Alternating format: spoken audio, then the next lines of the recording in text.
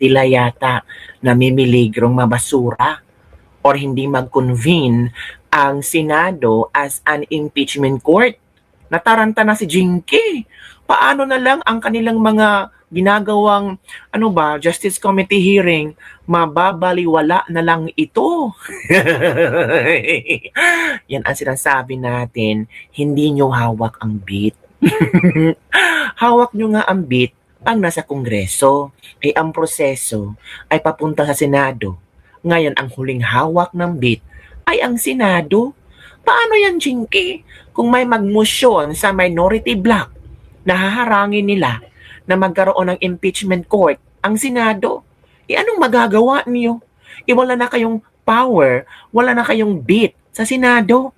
Yun na nga aking bibig tataranta na si Jinky Luistro. Kasi itong si Ping Lacson, nagsalita kasi si Ping Lacson ng good news.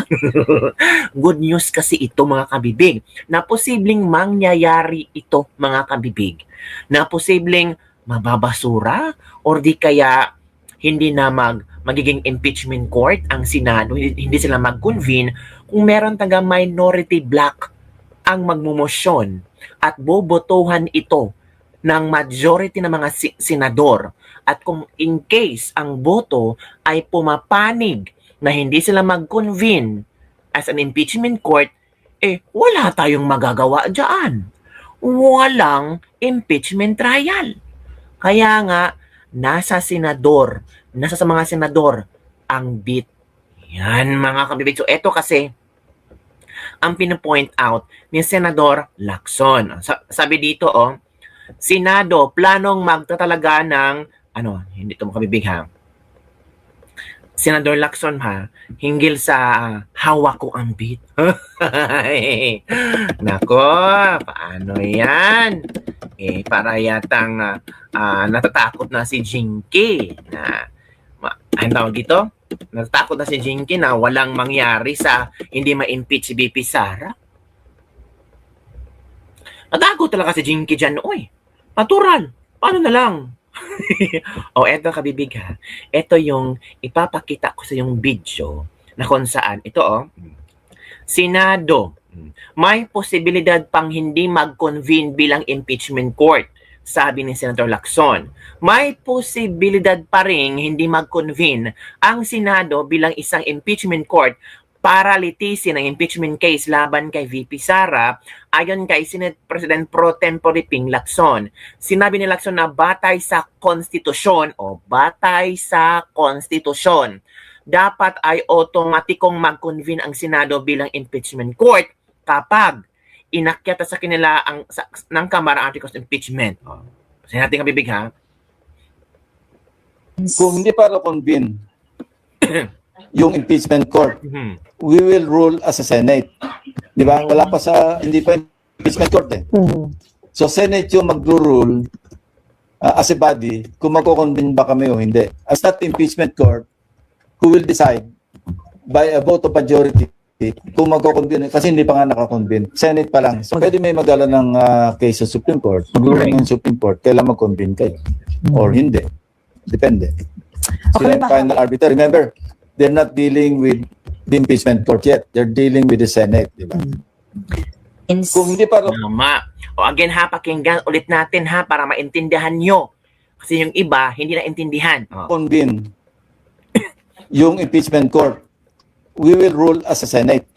Good. Di ba? Wala pa hindi pa impeachment court So Senate yung mag-rule as a body kung magko-convene ba kami o hindi. As not impeachment court, who will decide by a vote of majority kung magko-convene, kasi hindi pa nga naka-convene. Senate pa lang. So pwede may magdala ng case sa Supreme Court. Mag-rule ng Supreme Court, kailan mag-convene kayo. Or hindi. Depende. Sila yung final arbiter. Remember, they're not dealing with the impeachment court yet. They're dealing with the Senate. Diba? Yun. So, ang huling halakhak pala ang Supreme Court. And take note, may isinumite si BP Sara na, tawag dito, for TRO. Sana ma-release na ang TRO. May tama.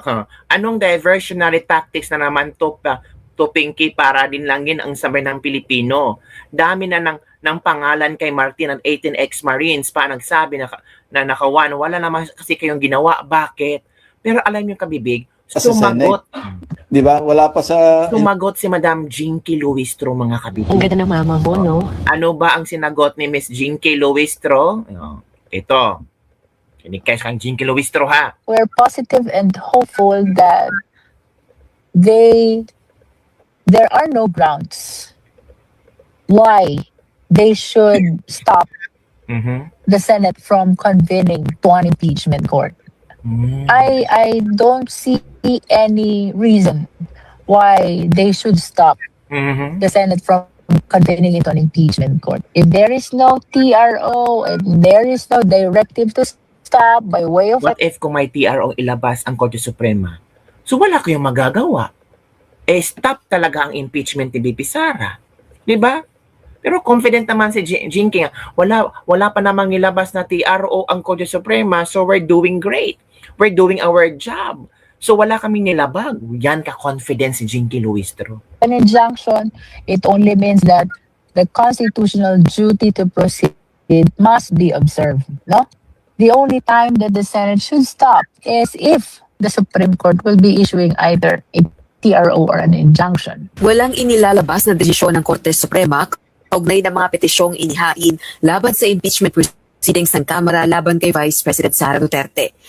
Kaya naniniwala si House Justice Committee Chairperson at Batangas 2nd District Representative Jervy Luistro na walang dahilan para hindi mag-convene ang Senado bilang isang impeachment court. Where possible. Yun nakabibig, ha. Ito naman ang komento ng ating mga netizen. You are co-equal. It depends on the Senate. Ngek, walang makitang Madriaga Trillanes witness convicted. Madam Chair, takot yarn. Meron 2028, malapit na. Tunaw na ang impeachment complaint. Ito pa, waiving 2028 ka, Madam Chair. The problem is, you don't see. Dahil kay Speaker, hawak mo naman si Speaker dahil si Speak Abo. Paanong di maghahanap ang... Ito pa.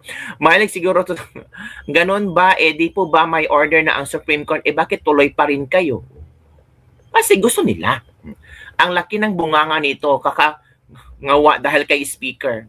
So yun po mga kabibig, ang ilang mga komento ng ating mga netizen hinggil sa pasabog ni Ping Lacson. Iba din si Ping Lacson na mang-inis, no?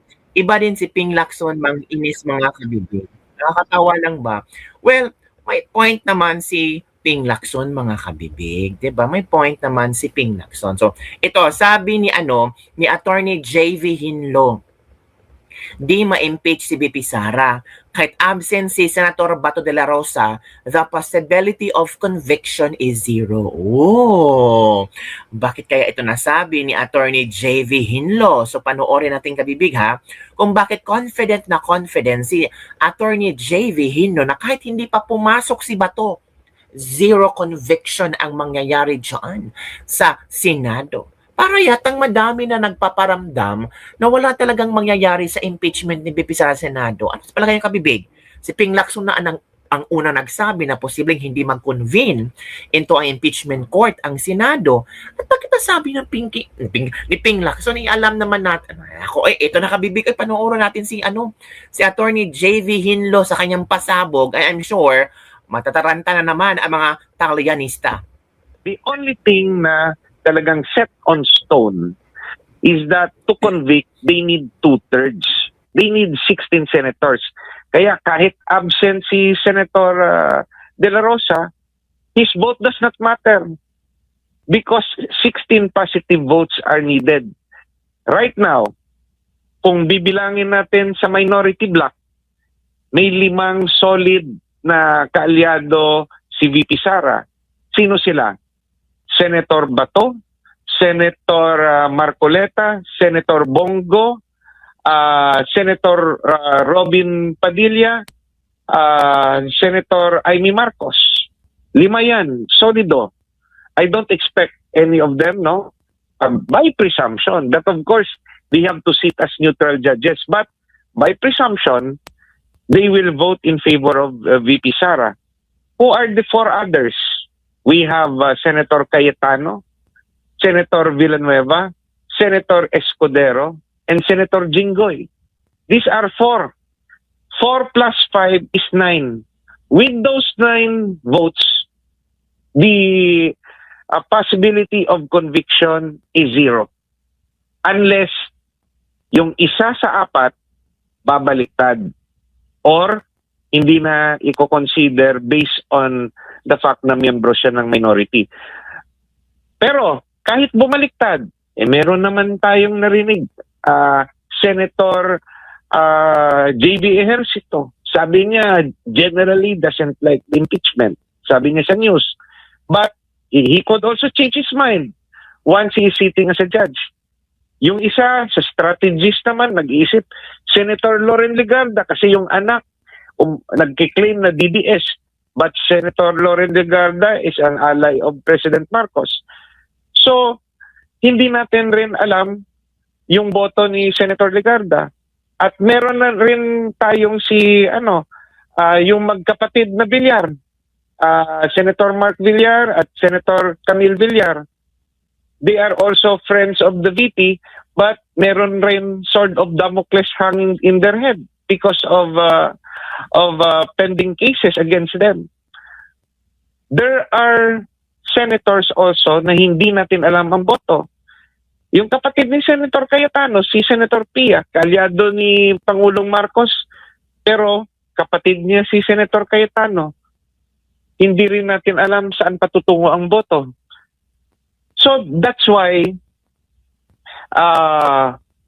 if we talk about numbers, kung sa Senado ng pag-uusapan, the possibility of an acquittal to a conviction is much higher, but nothing is certain in this world, no? Because logically, mananalo si VP sa Senado, but sabi nga ni VP, it is God's will. Correct. It is already written kung ano yung kanyang destiny.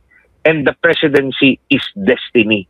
Oh, the presidency is destiny, mga kabibig. So, yun po ang sabi ni Attorney J.V. Hinlo na kahit absent Senator Bato de la Rosa, of course, the conviction is 0. Marami ang nagsasabi kung bakit nga ba itong mga lawyer na ito ay palaging dinidepensahan si VP Sara. Merong sagot si Attorney Respicio tungkol dyan. Kahit sabihin yung DDS naman yan si Attorney Respicio. DDS nga, pero isang lawyer na nag-iisip. Isang lawyer na bukas ang mata sa katotohanan. Let's listen to his. Naku, napaka-general naman magsalita tong Committee on Justice pagdating sa depensa, puro platitudes. Sabihin niyo yung specific, bossing. Nabasihan ninyo kung bakit nyo ginagawa. Kasi kaming mga nagdedepensa kay VP Sara, specific yung mga violation ninyo sa batas. Correct. Specific yung violation nyo ng Bank Secrecy Act. Specific yung violation nyo ng Data Privacy Act. Specific yung violation ninyo ng Tax Code. So saan nyo nakukuha yung exception ninyo? Bakit nyo pa rin ginagawa yan? Maliwanag na maliwanag na sikreto lahat yung mga bagay na yan. Kahit sana ipaliwanag ninyo na ito may exception. Wala naman. Ito ang interpretation namin about sa impeachment case. Hindi rin naman kayo ganun mag-explain. Ito ang excuse namin bakit namin dinadamay isang private na tao. Kasi ganito ang interpretation namin. Ito ang explanation namin bakit namin kino-cover kahit yung mga panahon na hindi nakaupo as si VP Sara Duterte. Kasi halimbawa, doon kay Sereno dati, tinignan yung SALN niya, yung violation niya ng SALN, kahit yung acto niya is outside ng pag-upo niya as Supreme Court Justice. Pero yung case na yun ay hindi impeachment case. Ang case na yun ay co-warrant of case. So doon, papasok yung mga exception doon. Dapat itong mga tropa natin doon sa House at doon sa committee, explain ninyo substantively, base sa batas, ano ang legal arguments ninyo kung bakit kayo nagkiklaim ng exception dito sa mga maliwanag na mandate ng batas na dapat huwag silang i-divulge. Kasi kami, kapag dinidepensahan namin si VP Sara Duterte, specific yung mga basehan namin. Kayo, wala kayong basehan. Agoy, walang mga basihan.